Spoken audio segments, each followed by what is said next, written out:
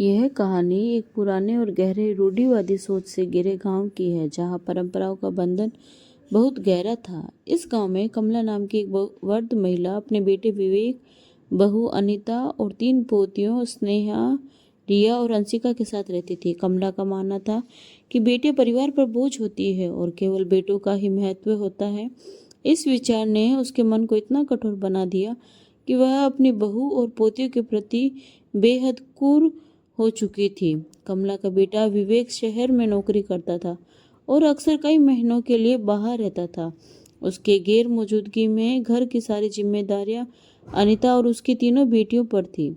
अनीता अपनी सास के अत्याचार सहते हुए घर के कामकाज में व्यस्त रहती, परंतु कमला का रवैया कभी उसके लिए नहीं बदलता। उसे हमेशा लगता था कि अनीता ने उसे केवल बेटियों का अभिशाप देकर बुढ़ापे में अकेला छोड़ दिया है। वह आए दिन अनीता और उसकी बेटियों को ताने मारती रहती और कहती, घर में 3-3 लड़कियां पैदा कर दी जो कुछ भी नहीं कर सकती। घर को और मुझे संभालने के लिए एक बेटा चाहिए था, बेटियां नहीं। समय बीतता गया और विवेक को अपने काम के सिलसिले में विदेश जाना पड़ा।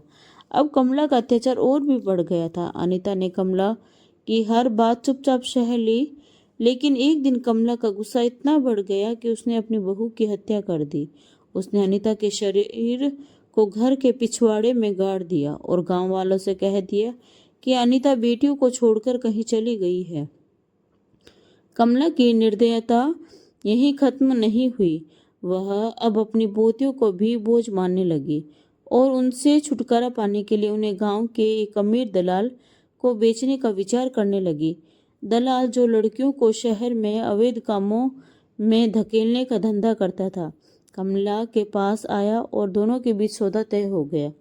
रात के अंधेरे में जब कमला अपनी पोतियों को बेचने की तैयारी कर रही थी, तभी उसकी कुटिल योजना का पता घर की नौकरानी सुमन को चल गया।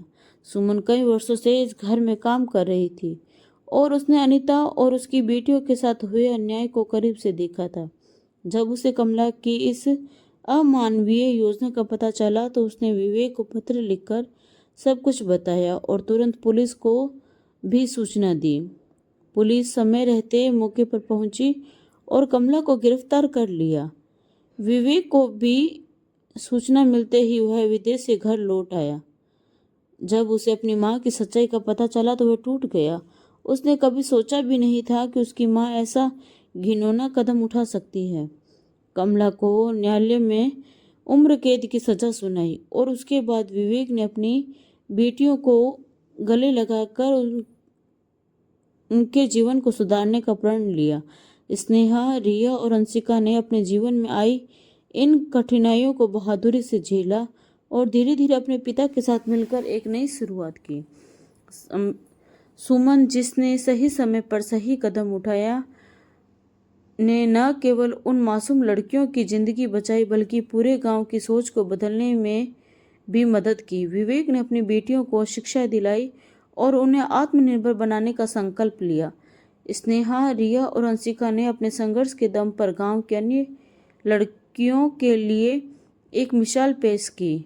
इस घटना के बाद गांव के लोगों की सोच में बड़ा बदलाव आया।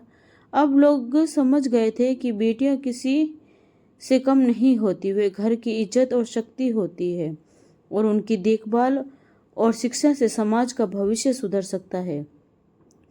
तो दोस्तों, इस कहानी में कमला ने बेटियों को अभिशाप माना है। आपके अनुसार इस सोच को बदलने के लिए क्या कदम उठाए जा सकते हैं? कमेंट करके ज़रूर बताएं।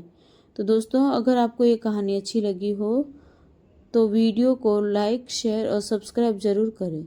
तो मिलते हैं एक नई कहानी के साथ। धन्यवाद।